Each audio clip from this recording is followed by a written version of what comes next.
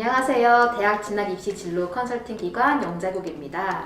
영자국에서는 학생들이 본인의 학습 성향을 인지하고 자발적으로 목표를 세워 결과물을 축적할 수 있도록 도움을 주며 학생별 기질에 집중해서 성장 그 자체를 이끌어내는 것을 목표로 두고 컨설팅을 진행합니다.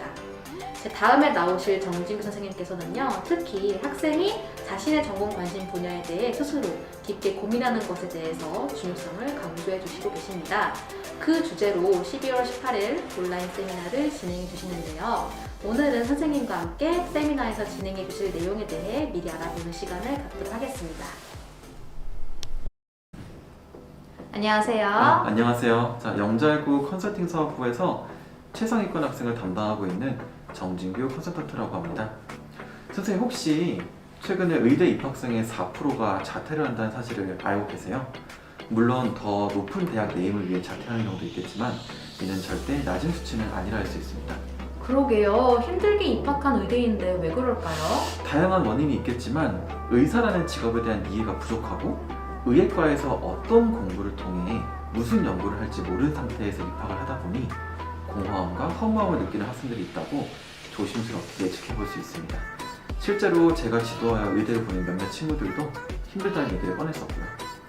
그래서 최근 입시장에서 가장 뜨거운 이슈인 자기소개서 폐지로 인한 지원 전략의 변화가 이루어져야 하는 이 시기에 우리는 학생들에게 공부의 목적과 삶의 방향성에 대해 질문을 해야 하는 때라고 판단하고 있습니다.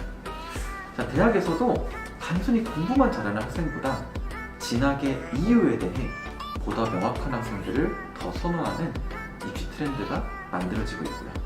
네, 선생님. 자기소개서가 폐지된다고 하셨는데 그렇다면 대학에서는 학생들에게 진학의 이유를 어떻게 질문하나요? 네, 2024학년도 대학 입시부터 모든 대학 입시 전형에서 자기소개서가 폐지가 공식화되었습니다. 이 흐름에 맞추어 이미 많은 대학에서 2021, 2022학년도 입시에도 자기소개서 폐지를 하였습니다. 자기소개서가 폐지되고 학생부가 간소화되었기에 대학에서는 보다 우수한 학생들을 선발하기 위해서 2단계 면접 전형 강화, 수능 최저 강화 등 다양한 카드를 꺼내고 있습니다. 특히 대학에서는 면접 전형에서 학생들에게 진학의 이유와 입학하여 연구하고 싶은 분야 등 학생들이 진지하게 전공에 대해 고민을 해보았을지에 대한 여부를 판단하게 될 것입니다. 네, 그렇군요. 그리고 학생부도 더 간소화된다면 이건 어떻게 대비해야 되나요? 네, 맞습니다. 간소화된 학교생활 기록부만을 가지고 대학 합격 기대값을 높이기 위해 고교생활에서 학생들이 해야 할 일은 무엇일까요? 2022 서울대학교 학생부 종합전형 안내에서는 미래의 우리 사회를 위해 어떤 기여를 할지 꿈을 가져보십시오. 학생부 종합전형을 대비하는 가장 좋은 방법은 학교 안에서 교육과정을 충실히 이수하면서 자신의 과거를 성찰하고 미래에 자신이 이루고자 하는 목표를 위해 끊임없이 노력하라는 큰 목표를 제시하고 있습니다. 여기서 저희가 잠시 짚고 넘어가야 할 부분이 있습니다. 선생님께서 학교 다니실 때 공부 왜 하셨나요? 갑자기 여쭤보시니까 좀 당황스럽지만 저도 일단은 아주 평범한 고등학생이었고요. 대학교에 진학해야 되니까 또 뭐 친구들도 다 공부하니까 저도 해야겠지라는 생각으로 공부를 했습니다.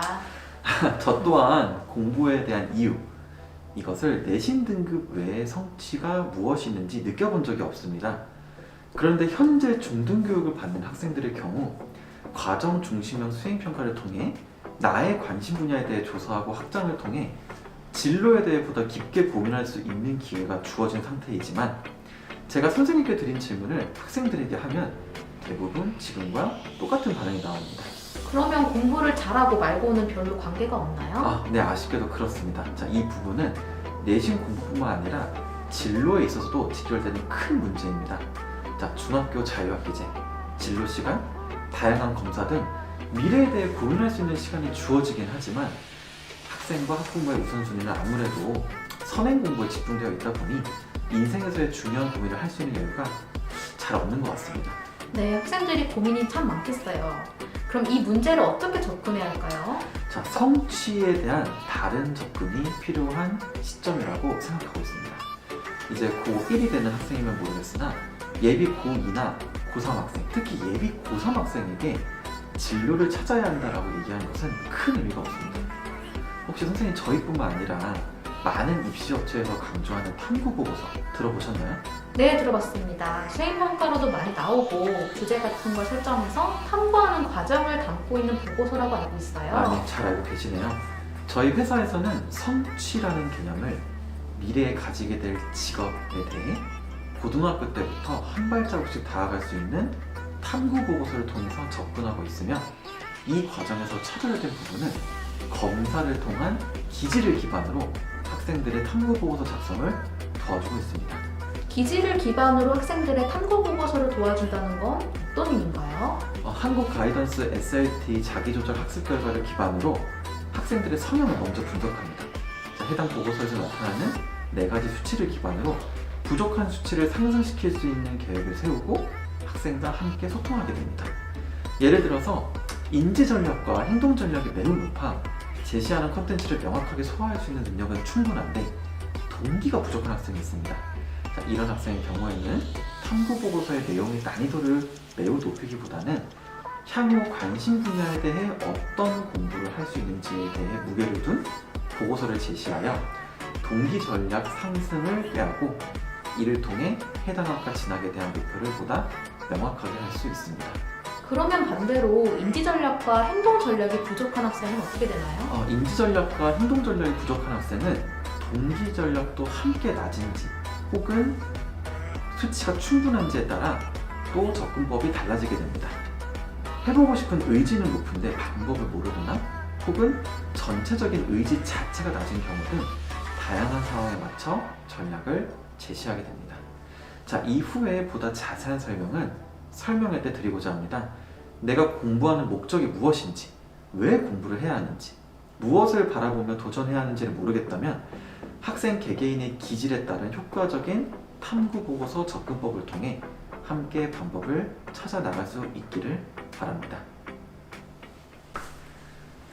네, 선생님 말씀 감사합니다. 12월 18일 토요일 영자극과 디지털 조선이 공동으로 주관하는 세상이권 20계열 학생을 대상으로 설명회가 온라인으로 진행됩니다.